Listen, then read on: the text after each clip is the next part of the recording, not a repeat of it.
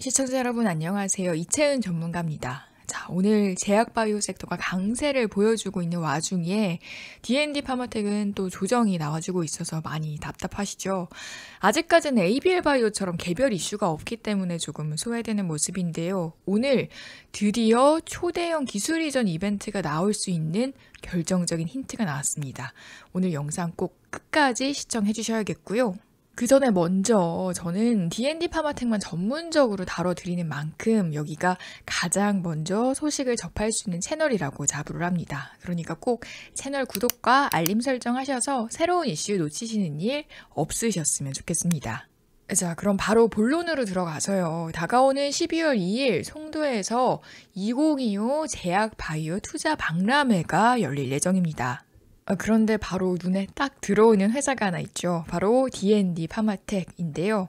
자, 보시면 홍성훈 부사장이 참가를 해서 해외 기술 이전 사례를 강의할 예정이라고 합니다. 겉으로 봤을 때는 평범한 세미나라고 보여질 수가 있는데요.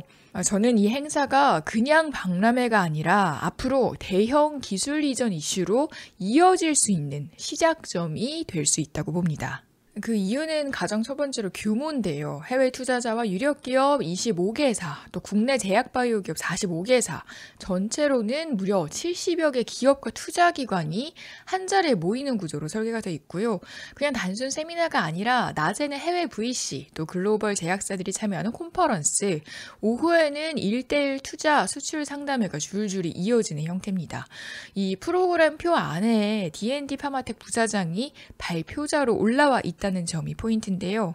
자, 이 말은 회사가 단순히 전시 부스만 차리는 수준이 아니라 자기들의 이 GLP-1과 여러 파이프라인을 해외 투자자 또 바이오 빅파마 앞에서 직접 프레젠테이션을 하겠다는 의미로 보셔도 됩니다. 그럼 여기서 우리가 한번 그려볼 수 있는 희망 시나리오가 있습니다. 보통 이런 투자 대전에서 기술 이전이 어떻게 시작이 되냐면요. 첫 번째, 이 컨퍼런스 발표에서 이 회사 데이터 괜찮네 하고 눈여겨보는 투자자나 글로벌 제약사가 먼저 생깁니다. 그럼 그 둘째로 행사장에서 짧게 미팅을 한 뒤에 비밀 유지 계약을 맺고, 셋째, 그 뒤에 별도로 열리는 심층 미팅에서 구체적인 기술 이전과 공동 개발 조건을 조율을 하게 됩니다.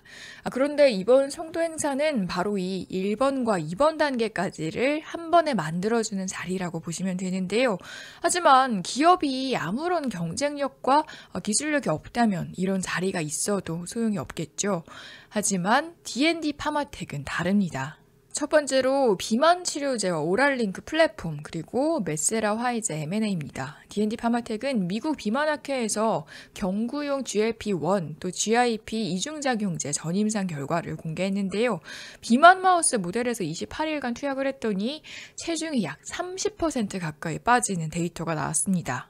앞으로 비만약 시장은 주사에서 알약으로 넘어가는 과정에서 누가 더 적은 용량으로 더 오래, 더 편하게 먹게 해주느냐, 이런 경쟁이 될 텐데요.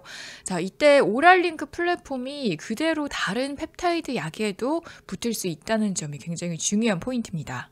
게다가 이 비만 파이프라인이 어디로 연결되느냐, 바로 메세라 화이자 딜입니다. D&D 파마텍은 2023년에서 4년에 걸쳐서 메세라에 총 6개 비만 대사질환 파이프라인을 약 1조 원이 넘는 규모로 기술 이전했고요. 개발 단계별 마일스톤과 로열티 계약도 이미 묶어둔 상태입니다.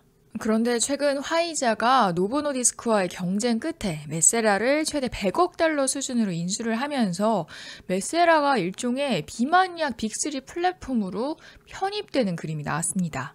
예전에 화이자가 이 고지혈증 치료제 리피토를 가지고 있던 워너랜버트를 900억 달러 규모로 인수를 하면서 그 약 하나로 세계 최대 제약사로 도약을 했던 사례가 있죠. 그런데 이번 메세라 인수도 그 구조가 비슷합니다. 리피토처럼 아직 매출은 없지만 미래 비만 대사질환 시장의 핵심 자산 하나를 잡기 위해서 화이자가 큰 돈을 썼고요. 그 뒤에는 D&D 파마텍의 경구 펩타이드 기술과 파이프라인이 깔려있는 형태인 거죠. 정리를 하면 메세라의 가치가 커질수록 그 안에 들어가 있는 D&D 파마텍의 비만, 대사질환 자산과 오랄링크 플랫폼의 몸값도 같이 커질 수밖에 없는 구조라는 겁니다. 두 번째는 또 비만을 넘어서 메쉬와 대사질환까지 이어지는 플랫폼이라는 점입니다. D&D 파마텍이 처음부터 GLP-1 계열과 관련 펩타이드를 20년 넘게 연구를 해오면서 비만뿐 아니라 메쉬, 심혈관, 신장, 퇴행성 뇌질환까지 확장을 염두에 둔 포트폴리오를 깔아놨는데요. 그중 하나가 바로 메쉬 치료제 DD01입니다. 그런데 이 DD01은 미국 임상 이상에서 12주간 투여 후 간지방이 30% 이상 감소 환자 비율이 투약군의 75.8%, 위약군의 11.8%로 큰 차이를 보이면서 1차 평가 지표를 충족했고요. 데이터베이스 락과 추가 분석도 진행 중입니다. 글로벌 대형 제약사들이 잇따라 메쉬 개발을 중단하면서 오히려 데이터가 이렇게 깔끔하게 나온 한국 기업들한테 기회가 열리고 있다는 기사들도 계속 나오고 있는데요. 여기에 더해서 마지막으로 이번 리포트에서 새로 강조된 부분이 바로 뇌질환 모멘텀의 재부각입니다. D&D 파마텍은 원래 파킨슨병, 또 알츠하이머병 같은 퇴행성 뇌질환에서 출발을 한 회사죠.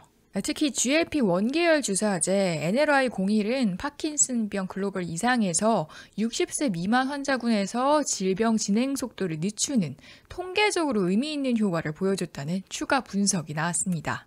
여기 더해서 최근 NLY-02까지 미국 특허 등록을 받으면서 파킨슨과 알츠하이머를 겨냥한 차세대 경구 뇌질환 치료 후보로 다시 주목을 받고 있습니다. 쉽게 말해서 D&D 파마텍은 비만과 대사질환에서 쓰이는 이 GLP-1 플랫폼을 뇌질환 치료제 포트폴리오까지 확장할 수 있는 기술력을 가진 기업이라는 거죠. 그래서 정리를 하자면요. 앞으로 이렇게 세 가지 축이 맞물리면서 D&D 파마텍은 글로벌 빅파마의 선택을 받을 가능성이 더욱더 커집니다. 그래서 오늘처럼 잠시 조정이 나오더라도 흔들리시면 안 되겠는데요.